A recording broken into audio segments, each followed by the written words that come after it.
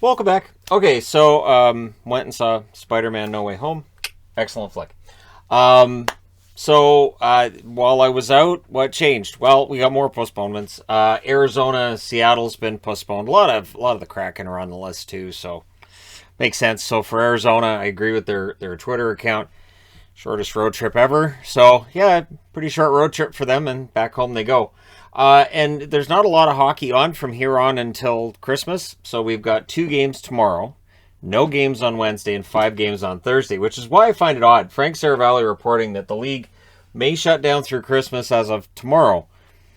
There's only 7 games. So, the interesting thing too is that now this is where the scheduling part becomes a real headache.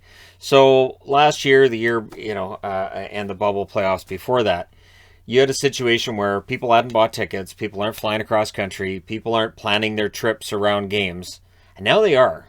So now you've got a situation where you've got those paid customers, you want to keep them happy. You want to make sure that these games all get to take place so you have 82 games in. But now you're looking at a schedule that in February you've got those 3 weeks off for the Olympics, which is now gone. I mean, they haven't officially said it, but basically. So you'll put a sprinkling of games during those 3 weeks.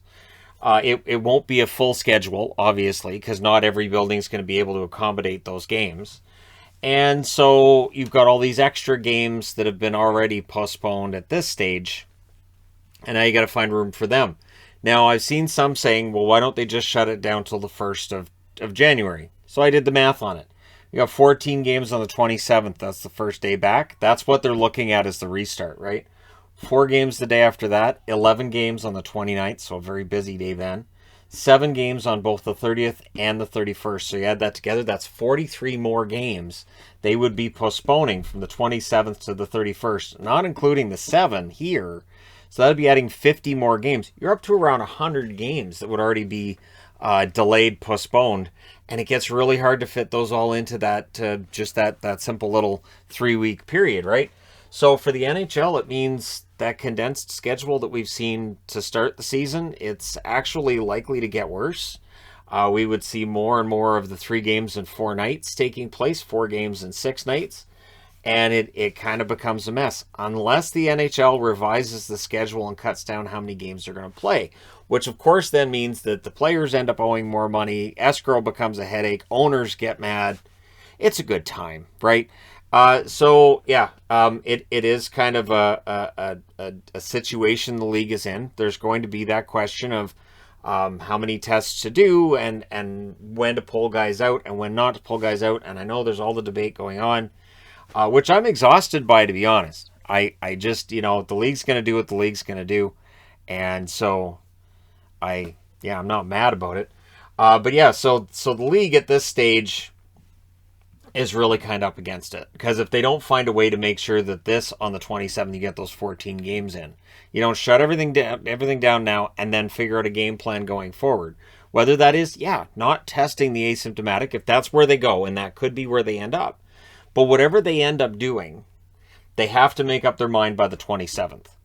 So if it's going to be the enhanced protocols and everything's the same, if you're positive you're out, whatever they decide to do, they have to decide it by the 27th, or preferably they announce something immediately and start to put that into motion. So the NHL's at an interesting stage, and there are some saying the same thing I've been saying, which is the idea of shutting it down for a week. We're not going to be in a better place in a week in all likelihood. So it's going to be interesting to see what they decide to do.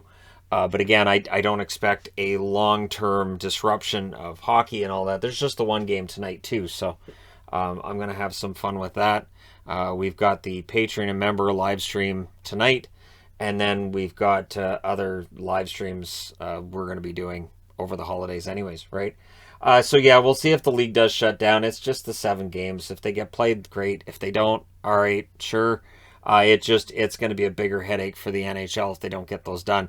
I guarantee there's a schedule maker somewhere sitting trying to figure all this out. And they used to do it by hand. I'm pretty sure games, it's not all done by hand anymore, but it used to be done by hand. And I can't imagine if you had that now, it would it would just be a nightmare. The guy would quit. That's what I figure. They used to just have the one schedule maker too. I remember seeing a whole report on it, and it was very interesting. I would imagine now it's a much more simple way of setting it up than it was back then.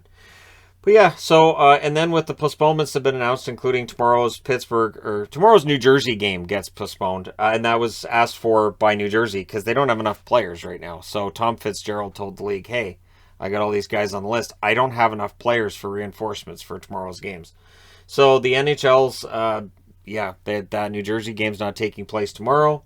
If you want a positive news side of things, Arizona it's been confirmed. They've met the deadline to pay their bills, and they can stay in the arena. And there's Coyotes fans that up and down will defend everything this organization does. And there's nothing to see here, nothing to see here. But it's weird because we don't hear about other teams not paying their bills or paying their taxes. So if that was standard business, we'd hear about it a lot. But whatever the case may be, the Christmas miracle is that the Arizona Coyotes can stay in their building, but nobody's allowed to come play in it because they're all in protocol. So, for the Coyotes, they're staying. And for the record, for what it's worth, I'm not really even paying attention to who's getting sent down and getting called up anymore, because why bother? But Quentin Byfield's been called up by the Kings, and Edler's been placed on long-term injured reserve. So, yeah, it's an interesting time. And, so I will be here to report on whatever takes place. Which includes the one game tonight between Minnesota and Dallas. And of course, there's list videos and other things on their way, so stay tuned for that. Thank you guys so much for all your support. And yes, Yvonne and I will be reviewing the new Spider-Man movie, and we will be posting that on the Entertainment Guy channel later on tonight, which just passed 19,000. So that's kind of crazy that channel's past 19,000 subscribers. So maybe we'll throw a live stream on that channel as well, since it has passed 19,000, and just for fun. Although the live streams on that channel, for some reason, they end up being hockey questions a lot when the questions are asked. It's bizarre, but it's almost as if the hockey guy and the entertainment guy are seen as the same person, which they're not. They're clearly not, because you've never seen us both in the same place at the same time. All right. Thank you guys so much, though, for all your support. Do hit like and subscribe if you haven't done so already. And, we'll see what they do. It's going to be interesting. Thanks again for all your support. I'll talk to you again soon.